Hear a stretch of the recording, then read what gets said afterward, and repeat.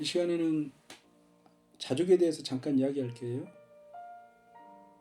자족하면 스스로 만족하는 것, 더 이상 바람이 없는 것, 예수 그리스도 안에서 이제 예수로만 충만하는 것, 이걸 자족이라고 말할 수 있겠죠. 그래서 제가 생각할 때 우리 그리스도인의 최고의 축복이 자족에 있어요. 다 가졌기 때문에 더 이상 이 세상에서는 바랄 것이 없어요. 추구하거나 원하는 것이 사라졌다고요. 오직 예수 안에, 하나님 안에 충만히 거함, 이것이 자족이라고 말할 수 있겠죠. 사도 바울도 많은 고난 가운데, 또 핍박 가운데, 질병 가운데 복음을 전하면서 특별히 누가 보면 거지 같기도 하고, 누가 보면 분명히 병을 많이 가진 환자에 불과한데 스스로는 고백하기를 내게 능력 주신 자 안에서 내가 모든 것을 할 수 있다고 빌립보 4장 13절에 고백하고 있다고요. 근데 많은 성도들이 내게 능력 주신 자 안에서 내가 모든 것을 할 수 있다는 말을, 이 자족의 의미를, 이 충만한 그리스도인의 영광을 오해할 때가 많이 있어요. 내가 능력 주신 자 안에서 내가 모든 것을 할 수 있다는 것은 이 내가 누구냐의 고백이 정확하게 될 때 이 말의 의미를 깊이 알 수 있어요.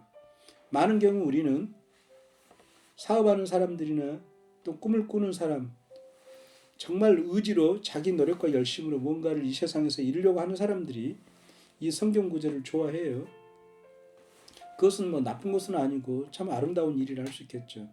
그런데 우리가 세상의 말이 아니고 주님의 말씀이므로 이것을 주님의 말씀답게 해석하는 것이 중요하겠죠. 그래서 사도 바울이 그 앞절에 내가 궁핍함으로 말하는 것도 아니고 내가 어떤 행편이든지 자족하기를 배웠다고 고백하잖아요.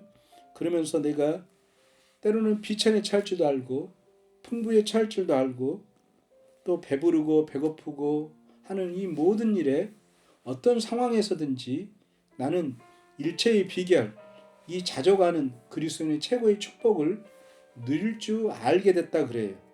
그 결과 나는 모든 것을 능력 주신 자 안에서 할 수 있다고 고백을 해요. 그러면 이 내가 누구냐가 중요하겠죠. 그런데 우리는 대부분 이 나를, 자족을 우리가 생각할 때 하나님의 부요하심이 내 밖에 있고 내가 그 내 밖에 있는 하나님의 부요하심을 내가 열심히 기도하고 수고하고 노력해서 하나님의 부요하심을 내가 가지려고 해요.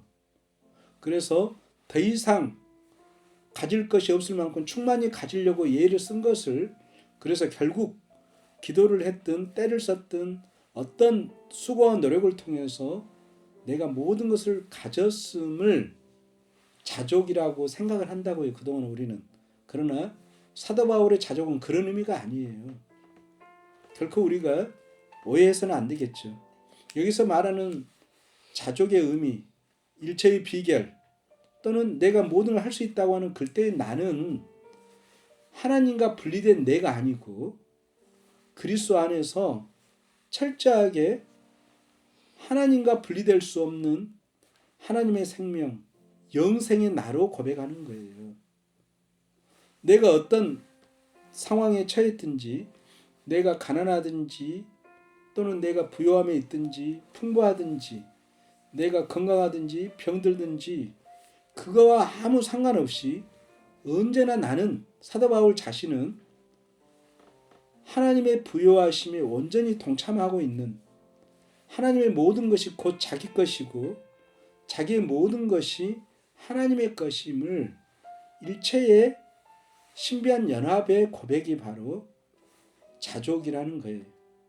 근데 그럼에도 우리는 끊임없이 이 몸과 생각, 이 에고를 나로 여기고 이 내가 세상 사람들로 더 많이 내가 꿈꾸는 것, 내가 바라는 것을 가져가지고 더는 가질 수 없을 만큼 많은 것을 가지고 자족하는 것을 자족이라 말하지 않아요. 또 역으로 겸손한 사람들은 이렇게도 말할 수 있죠. 나는 다른 사람보다 적게 가졌어. 미니멀리스트처럼 나는 다른 사람보다 비교적 가난하고 더 궁핍하지만 나는 내가 신앙으로 나는 이것으로 만족해. 우리는 이것을 자족이라고 또 오해를 해요. 성경에서 말하는 사도 바울이 말하는 자족은 그런 것이 아니에요. 사도 바울의 자족이라는 것은 나는 이제 예수님과 함께 죽고 예수님과 함께 다시 살아난 갈라디아 2장 20절 사도 바울의 고백이죠. 이제 내가 사는 것은 내가 육체 가운데 사는 것이 아니라 내 안에 계신 그리스도로 산다고 하잖아요. 이것이 이 비결의 결정적인 거예요.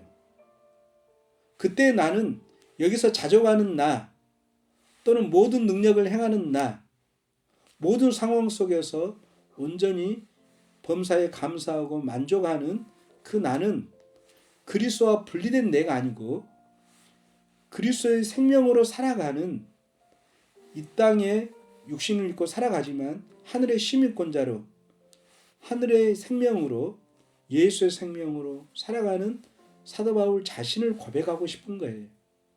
그래서 때로는 사도 바울이 병으로 인해서 질병으로 인해서 힘든 상황 속에서도 그 병은 언제든지 왔다 가는 진짜 자신이 아니고 병든 중에도 자신은 언제나 하나님의 생명, 하나님의 모든 것이 자기 것이므로 늘 자족의 자리에 있었던 거예요.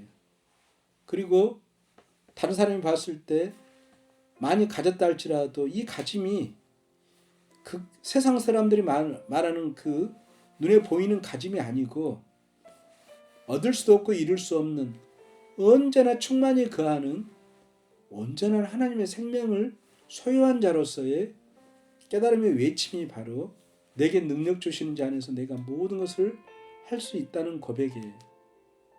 그런데 우리는 대부분 이 고백을 내가 열심히 기도하고 내가 열심히 노력하고 내가 열심히 은혜 받아서 하나님의 것을 하나님의 부요함을 내 것으로 만들려고 해요.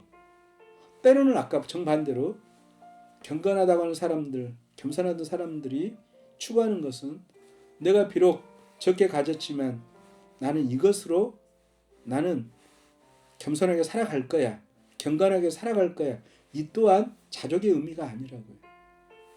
우리가 예수를 믿음으로 이제 우리가 하나님과 뗄래야 뗄 수 없는 단절돼야 단절될 수 없고 분리될래야 분리될 수 없는 예수 안에 있는 나 예수 생명으로서만 존재하는 나임을 고백함으로 어떤 상황에서든지 하나님의 충만한 능력과 은혜 죽음을 이기신 그 생명의 그 놀라운 능력이 날마다 자기에게 베풀어져 있음을 깨달아서 깊이 고백하는 이 고백이 바로 내게 능력 주신 자 안에서 내가 모든 것을 할 수 있다는 뜻이에요.